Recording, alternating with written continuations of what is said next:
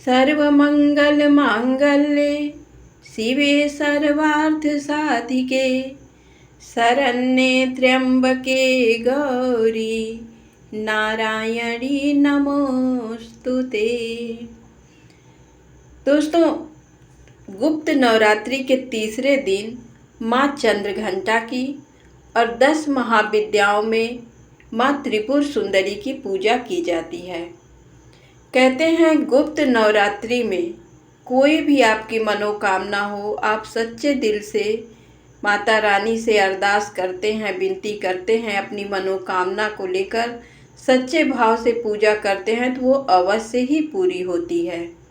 आइए जानते हैं 10 महाविद्याओं माँ त्रिपुर सुंदरी की कथा को। देवी त्रिपुर सुंदरी अनुपम सौंदर्य, भक्तों को अभय प्रदान करने वाली, यौवन युक्त और तीनों लोकों में विराजमान है और उन्हें कई नामों से जाना जाता है। इन्हें राज राजेश्वरी, बाला, ललिता, मीनाक्षी, कामाक्षी, शताक्षी, कामेश्वरी कहा जाता है। अपनी सुंदरता और मोहकता से देवासुर संग्राम में असुरों को वश में कर लिया था।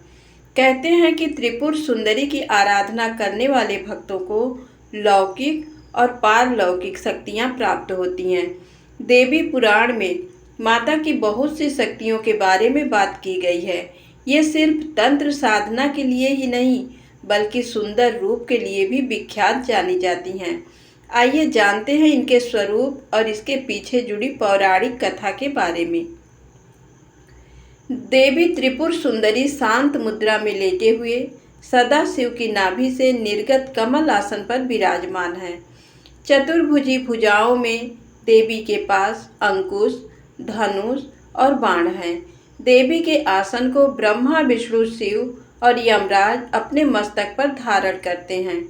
देवी 3 नेत्रों से युक्त और मस्तक पर अर्ध चंद्र धारण करती हैं। देवी त्रिपुर सुंदरी अपने भक्तों की हर प्रकार की मनोकामना को पूरी करती हैं, उनकी हर विपत्ति को दूर करती हैं और उन्हें अभय प्रदान करती हैं। कहा जाता है कि देवी त्रिपुर सुंदरी की पूजा करने से आत्मिक बल, यश और कीर्ति की प्राप्ति होती है। पौराणिक कथाओं के अनुसार देवी त्रिपुर सुंदरी के उत्पत्ति का रहस्य सती वियोग के पश्चात भगवान शिव सर्वदा ध्यान मग्न रहते हुए हैं। उन्होंने अपने संपूर्ण कर्म का परित्याग कर दिया था, जिसके कारण तीनों लोकों के संचालन में व्याधि उत्पन्न हो रही थी। उधर तारकासुर ब्रह्मा जी से वर प्राप्त किया कि उसकी मृत्यु शिव के पुत्र द्वारा ही होगी। समस्त देवताओं ने भगवान शिव को ध्यान से जगाने के लिए कामदेव और उनकी पत्नी रति देवी को कैलाश भेजा। कामदेव के कुसुम सर नामक मोहिनी बाण से भगवान शिव पर प्रहार किया। परिणाम स्वरूप शिव जी का ध्यान भंग हो गया। देखते ही देखते भगवान शिव के तीसरे नेत्र से उत्पन्न क्रोध अग्नि ने कामदेव को जलाकर भस्म कर दिया।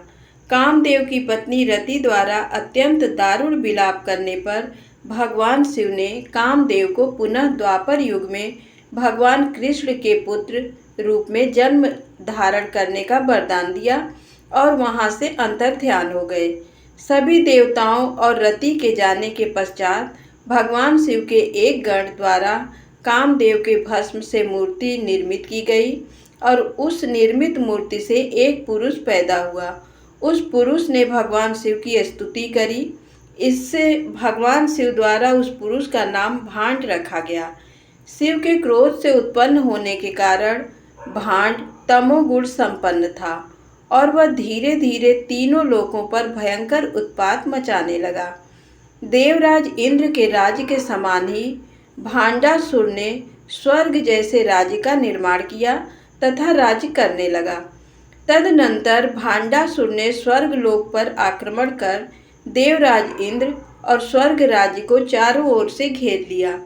भयभीत इंद्र नारद मुनि की शरण में गए और इस समस्या के निवारण का उपाय पूछा। देवर्षि नारद ने आद्या शक्ति की यथाविधि अपने रक्त तथा मांस से आराधना करने का परामर्श दिया।